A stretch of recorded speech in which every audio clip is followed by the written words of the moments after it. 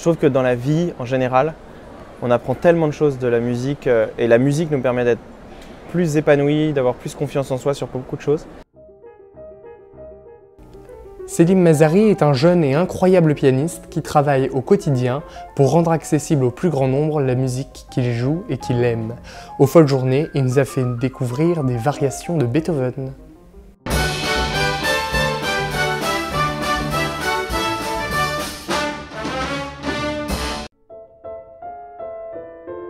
Alors je m'appelle Selim Mazari, je suis pianiste et je suis âgé de 27 ans et je suis ici pour la Folle Journée de Nantes pour faire des concerts en solo. Alors, la Folle Journée, c'est un festival qui porte très bien son nom dans la mesure où il y a beaucoup trop de concerts en pas assez de temps. C'est une idée absolument géniale de René Martin de vouloir Alors évidemment ça ne dure pas qu'une journée, ça dure plusieurs jours, sur un grand week-end, d'avoir la plupart des artistes de la scène qu'on peut voir, de la scène classique, qui sont réunis au même endroit et qui jouent tout le temps. C'est-à-dire à partir de 9 h jusqu'à 22 h, il y a des concerts tout le temps dans toutes les salles, de 45 minutes, donc c'est des durées pas trop longues. Et ça permet tout simplement de faire son marché sans avoir à faire d'efforts, de changer de salle, voilà, on y est. Alors oui, là c'est vrai que c'est un peu le passage obligé, on fait que du Beethoven cette année. Surtout que cette année je sorte mon disque autour des variations de Beethoven. Et du coup, je vais jouer une partie, et j'ai joué une partie de mon programme de disque dans le cadre de ces concerts. Alors, déjà je dirais bonheur, parce que c'est important. Ensuite, je dirais, comment dire, j'aime pas dire pédagogique, mais j'allais dire c'est formateur. Je trouve que dans la vie, en général, on apprend tellement de choses de la musique et la musique nous permet d'être plus épanoui, d'avoir plus confiance en soi sur beaucoup de choses. Et puis la dernière chose, musique, je dirais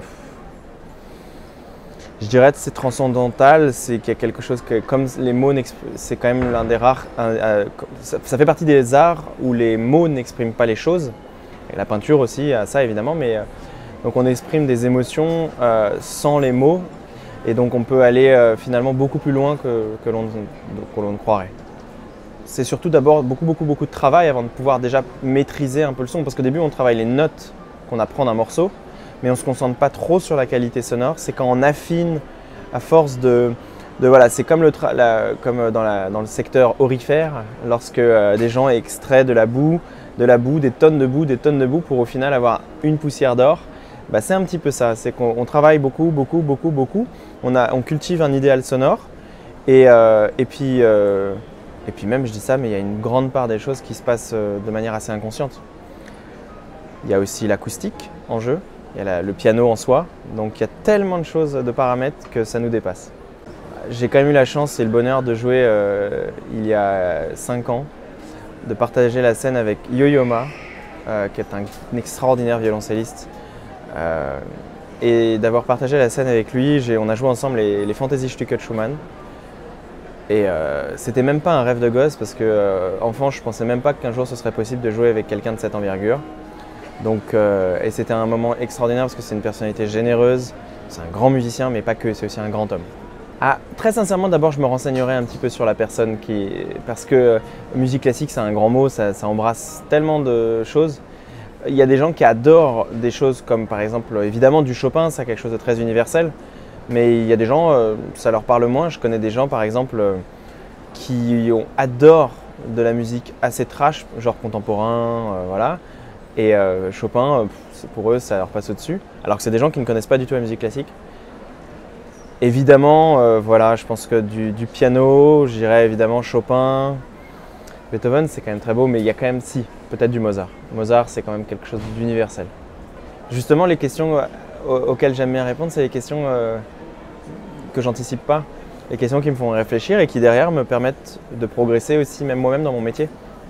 Ou alors dans l'accessibilité, par exemple, de mon métier, puisque vous faites un travail de communication.